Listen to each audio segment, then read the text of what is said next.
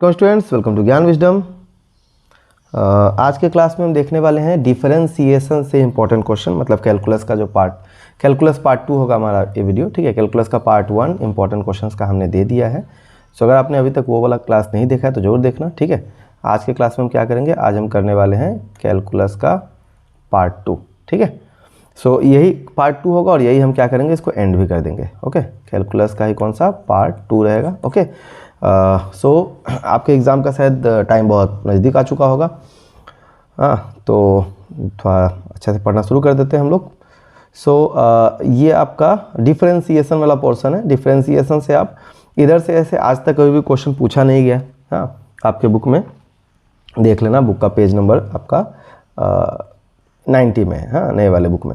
Okay, so at least 1 और 2 जरूर देखना। ये अगर आ जाएगा तो आपको एक आइडिया मिल जाएगा कैसे किया जाता है। ठीक है, देने बाकी मैंने भी अपने क्लास में होमवर्क ही दे दिया था, क्योंकि अभी तक एग्जाम में आया नहीं है और ये मैंने सॉल्व किया हुआ एग्जाम्पल्स है, तो अगर किसी को कौन से पता चल गया तो कर सकते हैं। ठीक है, तो हमने जस्ट 2 करा दिया। ठीक है, उसके बाद में यहाँ से अब हम स्टार्ट करते हैं। यहाँ से हमने भी कराया था क्लास में, तो आपको भी यहाँ से करना चाहिए। और इसके अलावा एक और क्वेश्चन था इससे पहले, एक्स स्क्वायर ए स्क्वायर वाला, ये वाला, तो इसको देख लेना, क्योंकि थोड़ा सा अलग टाइप का है, तो हो सकता है एग्जाम में पूछ ले। ठीक है, चलिए यहाँ से आप ये देखना, ये देखना। अगर आप ये कर लोगे तो ये आपको अपने आप करने आ जाएगा। ओके, देन उसके बाद में यहाँ से, ठीक है, यहाँ से हमने आपको 1 और 2 करना है। ठीक है, यह हमने होमवर्क आपको दे दिया। ठीक है, तो 1 2 हमने करा दिया, आपको एक होमवर्क दे दिया, मतलब कि आपको करना है बेसिकली। ठीक है, ये आपको करना है। और देखो एक सिमिलर क्वेश्चन यहाँ पे आपको दिख रहा होगा। ये क्वेश्चन कुछ इस तरह का है, जो आपको यहाँ पे थोड़ा सा ऐसे दिख रहा है। मैं इसको इधर करता हूँ, अभी आपको दिख रहा होगा ना। यहाँ पर क्या है, y का value a to the power ax bx है, dy dx आपको निकालना है। ठीक है, GU 2009 में पूछा गया था। ठीक है, ओके, सो देन अगेन यहाँ पे आपको अभी इधर में नहीं देखना है कुछ भी अपने को, आगे बढ़ते हैं। यहाँ से अगेन आपके लिए इंपॉर्टेंट रहेगा कि अगर y का वैल्यू x³ है, x³ लॉ ऑफ x है, तो आपसे पूछ रहा है। ऐसा ही सेम क्वेश्चन एग्जाम में भी आया हुआ है, 2005 में सेम यही आया हुआ है। अगेन यहाँ पे भी एक क्वेश्चन दिया गया है कि अगर आपको dy dx निकालना है, अगर y इज इक्वल टू क्या दिया गया है, xy इज इक्वल टू दिया गया ना, नहीं sorry, if log xy is equal to x square plus y square, ये आपको GU 2006 में पूछा हुआ है। ठीक है, अब जो एक बार पूछा हुआ है GU में वो रिपीट होते रहता है, आपको पता होगा। ठीक है, then what is the derivative of 2 to the power x with respect to x, आपसे पूछा हुआ है 9 और 15 में, 1 मार्क के लिए। तो इसका आंसर भी हमने यहाँ पे दे दिया है, रट लो, समझ में आया तो ठीक है, नहीं तो रट लो, और क्या कर सकते हैं। ठीक है, यहाँ पे 2.4 में क्या करना है, देखो यहाँ से आपको 3 का 1 देखना है। ठीक है, 2 देखना है, 3 देखना है, 6 देखना है। ठीक है, एक्चुअली बोलो तो सभी देखना है, क्योंकि अगर आप इसको करने जिसको आएगा तो सभी कर पाएगा।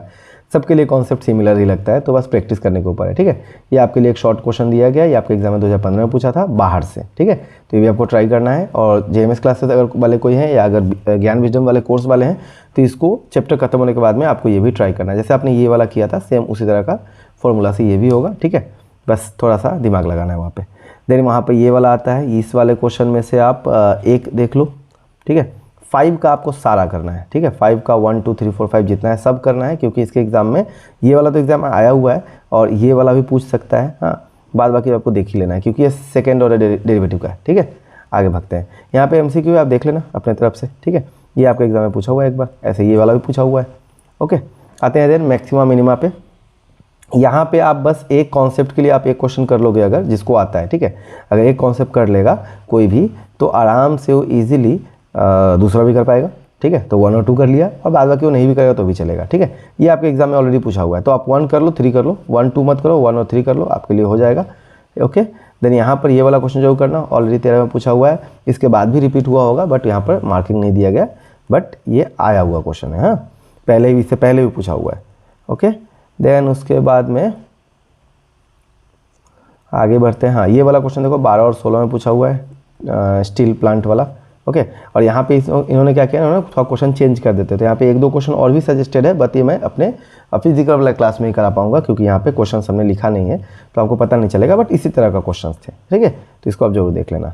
उसके बाद में आगे बढ़ते हैं। ओके, देन यहाँ पर एक्सरसाइज है, एक्सरसाइज से आपको 1 करना है, 2 करना है, 3 कर लेना, और यहाँ तक 1 2 3 पूरा कर लेना है। ठीक है, उसके बाद में छोड़ देना। यहाँ से आप कुछ नहीं भी करोगे तो भी चलेगा, फिर भी मैंने शायद एक क्वेश्चन ये वाला दे दिया था। ठीक है, कि ये भी आप कर लेना। ओके, उसके बाद हम आगे बढ़ेंगे फिर से। ओके, यहाँ पे अगेन आपका एग्जाम्पल नंबर 1 रहेगा, ये आपका एप्लीकेशन वाला पोर्सन है, ये आपके लिए इंपॉर्टेंट है। देन एवरेज कॉस्ट इस तरह का, एग्जाम्पल 2 देखो 2012 में ऑलरेडी पूछा हुआ है, ठीक है। देन उसके बाद में एग्जाम्पल 3 रहेगा, 13-16 में पूछा हुआ है। तो इस तरह के क्वेश्चन जहाँ पे आपको क्या क्या पूछा जाता है कि एवरेज प्रॉफिट फंक्शन क्या है, मार्जिनल प्रॉफिट फंक्शन क्या है, टोटल रेवेन्यू फंक्शन क्या है, इस तरह का क्वेश्चन, ठीक है। यहाँ देखो टोटल रेवेन्यू दिया हुआ है, आपसे कुछ और बनाने को पूछा जा रहा है, तो इस तरह के क्वेश्चन आपके एग्जाम में रहते ही हैं, ठीक है। तो ये आपको जरूर करना है। आगे भागते हैं यहाँ से।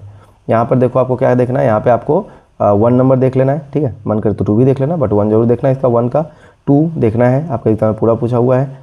देन उसके अलावा यहाँ पे देखो एक एक्स्ट्रा क्वेश्चन मैंने डाल दिया है, हाँ एक्स्ट्रा है, जीव में पूछा हुआ है कि अगर मार्जिनल रेवेन्यू फंक्शन जो है RX, हाँ R' अगर ए है, ठीक है, तो आपको टोटल रेवेन्यू फंक्शन बताना है और डिमांड फंक्शन बताना है, ठीक है। तो ये आपके एग्जाम में पूछा हुआ है। देन उसके बाद में EOQ, नाउ EOQ से आपका क्वेश्चन अभी ये बार नया आया है, पहले कॉस्ट अकाउंटिंग का पार्ट होता था, अभी भी अगर आप फ्यूचर में कॉस्ट अकाउंटिंग आपको अगर मिलता है तो आपको पढ़ने को मिलेगा ही। सो इकोनॉमिक ऑर्डर क्वांटिटी में से आपको कौन कौन सा देखना है, तो यहाँ से आप एग्जाम्पल नंबर 1 देख लेना, ठीक है, ऑलरेडी टिक मारा हुआ है। 2 देख लेना, ठीक है, ये मेरा पिछले साल वाला बुक है तो इसलिए इस तरह का है। 4 देख लेना। देन उसके बाद में हो गया। अब उसके बाद में एक्सरसाइज में आपको कुछ ना थ्योरी दिया गया है, ठीक है। तो इकोनॉमिक ऑर्डर क्वांटिटी के ऊपर आपका मीनिंग, इसका मेरिट, रीऑर्डर क्वांटिटी क्या होता है, रीऑर्डर लेवल क्या होता है, हाँ, देन आपका EOQ के ऊपर शॉर्ट नोट, तो ये सब आप तैयारी कर लेना, ठीक है। जस्ट हो सकता है आपके एग्जाम में पूछ ले, हालांकि मैथ्स में ये पूछने का चांस कम है, तो हो सकता है 1-2 नंबर का ही पूछ ले, कोई ठीक नहीं है। देन उसके अलावा आपको एग्जाम में अभी आपको क्या करना है, तो यहाँ पे ऐसे तो मैंने अपने कोर्स में मैंने सारा ही करा दिया है, बट आप क्वेश्चन नंबर 7 करना, 8 करना, 9 करना, 10 होमवर्क दे दिया तो छोड़ दो, ठीक है। इतना भी आप कर लोगे तो आपके एग्जाम में जो भी आएगा ना, ये सब का सब कॉस्ट अकाउंटिंग से उठा के रखा हुआ है।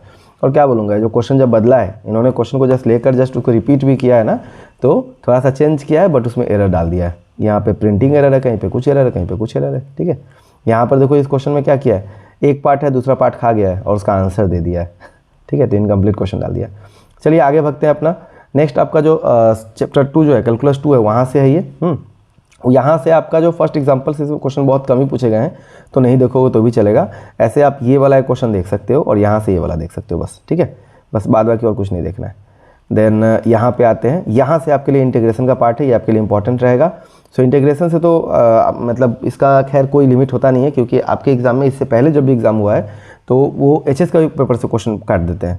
बट फिर भी मैं कहूँगा इस बुक का जो है वो तो जरूर करके जाना, आपको कॉन्सेप्ट क्लियर रहेगा तो जो भी क्वेश्चन आप कर पाओगे, ठीक है। तो जैसे 4 नंबर क्वेश्चन है, देख लेना, 2 देख लेना, ठीक है। इस तरह के जो छोटे छोटे क्वेश्चन है, ये वाला देख लेना, ठीक है, ये सब छोटे छोटे क्वेश्चन होते हैं। देन उसके बाद में ये वाला, ठीक है, 4 हो गया, 7 हो गया, उसके अलावा ये हो गया 11, देन ये वाला भी हो गया 10, ठीक है। फिर ये एक मैंने एक्स्ट्रा दे दिया है, हाँ, ये भी आपके एग्जाम में 2008 में पूछा हुआ है, ठीक है। तो इस तरह का आपको क्वेश्चन मिलेगा। अब आप देख लो, यहाँ पर मैंने कुछ कुछ टिक मार्क बना के रखा होगा, ठीक है, ठीक है। यहाँ पर देखो ये एक एक्स्ट्रा क्वेश्चन दिया गया है। उसके अलावा फिर आगे आते हैं, ओके, चलो। सो यहाँ पर ये आपके लिए इंपॉर्टेंट रहेगा। सिमिलर क्वेश्चन देखो, जैसे यहाँ पे माइनस में, यहाँ पे प्लस में क्वेश्चन दे दिया, यहाँ पे भी एक क्वाड्रेटिक क्वेश्चन, यहाँ पे भी क्वाड्रेटिक क्वेश्चन है, तो ये भी आपके एग्जाम में पूछा गया है, हाँ। देन आगे जाते हैं, ये वाला देखो 2014-11 में पूछा हुआ है। देखो ऊपर में 1 वेरिएबल, नीचे में क्वाड्रेटिक इक्वेशन, है ना, तो ऐसा क्वेश्चन आपके एग्जाम में रह सकता है। ये वाला आपको देखना है। इसी के जैसा एक और क्वेश्चन है कि इंटीग्रेशन आपको निकालना है कितना, x log x का, ठीक है, log x का आपको क्या निकालना है, इसको इंटीग्रेट करके दिखाना है, ओके। देन ये आपके एग्जाम में अगेन x स्क्वायर कर दिया, तो आपके एग्जाम 2005 में पूछा हुआ है, 7 में पूछा हुआ है, तो इसका क्वेश्चन आपके एग्जाम में रह सकता है, ठीक है। अब इन सभी के क्वेश्चंस के जो आपको जो आंसर्स है वो शायद नेट पे मिले या ना मिले, कोई गारंटी तो है नहीं, बट आप ट्राई कर लेना अपनी तरफ से, कहीं पे कोचिंग लियो, क्लास लियो तो वहाँ पे करवा लेना, ठीक है। ये सारे आपका यहाँ तक कंप्लीट हो गया। सो इस तरह से आपका ये वाला पोर्शन ओवर, ओके। इसके अलावा ये एक और क्वेश्चन है जो हमने अपनी तरफ से एक्स्ट्रा दे दिया, ये भी 2006 में पूछा हुआ है। चलिए, सो इतना हमने बात कर लिया। सो कैलकुलस का मैंने आपको सारा इंपॉर्टेंट क्वेश्चन दे दिया। इतना अगर आप देख लेते हो तो आपके एग्जाम में कैलकुलस से जो भी क्वेश्चन आएगा, मतलब मैक्सिमम शायद 12 से 15 नंबर का मान लो पूछ सकता है, तो ये आप आराम से कर पाओगे। अगर आप BMT का कोर्स लेना चाहते हो तो अभी भी आपके पास में समय है, ठीक है, आप इजीली कोर्स ले सकते हो। इसका प्राइस वही रहेगा 1499, ठीक है। जो भी समय बचा हो उसमें आप जितना चाहो उतना पढ़ सकते हो। मैक्सिमम नंबर ऑफ़ क्लासेस अगर हम बात करते हैं तो मैक्सिमम मैंने अभी तक जो है, शायद आपको टोटल जो क्लासेस मिलेंगे वो अप्रॉक्स 30 क्लास में, अप्रॉक्स 30 घंटे के क्लास में हमने पूरा BM को कवर किया है, ठीक है। और 30 घंटे की क्लास ऐसे ये बोलने के लिए होता है, 30 क्लास है, मतलब कैसे बोल सकते हैं हम, हाँ मतलब 30 घंटे का क्लास तो नहीं होगा, 30 से 35 घंटे का क्लास होना चाहिए, ठीक है। बट इसमें हमने पूरा BM कवर किया, ये बहुत इंपॉर्टेंट है। ओके, सो आप चाहो तो ईजिली आप ले सकते हो। मैं एक बार ऐसे काउंट करना चाहूँगा आज कि हमने असल में टोटल क्लास BM का किया कितना है, ठीक है। 1 मिनट रुकना, मैं आज देख ही लेते हैं BM का हमारा टोटल क्लास कितना हुआ है अभी तक। 1 4 4 8 12 16 20 अप्रॉक्स अभी तक हमने 20 के आसपास क्लास किए हैं, ठीक है। और आगे जाके हम और भी क्लास करेंगे। सो वही मान के चलो 30 से 35 क्लास में हमने अपना पूरा BM कवर किया, 30 से 35 घंटे में। तो आप इजीली चाहो तो 2 से 3 दिन में अगर ढंग से पढ़ोगे तो आप रिवाइज या लर्न जो भी करना चाहो सीख सकते हो, ठीक है। सो आपके लिए अभी भी देर नहीं हुआ है, दुर्घटना से देर भली, लेकिन अभी मतलब देर आए दुरुस्त है, ठीक है। आप आराम से अपना जो है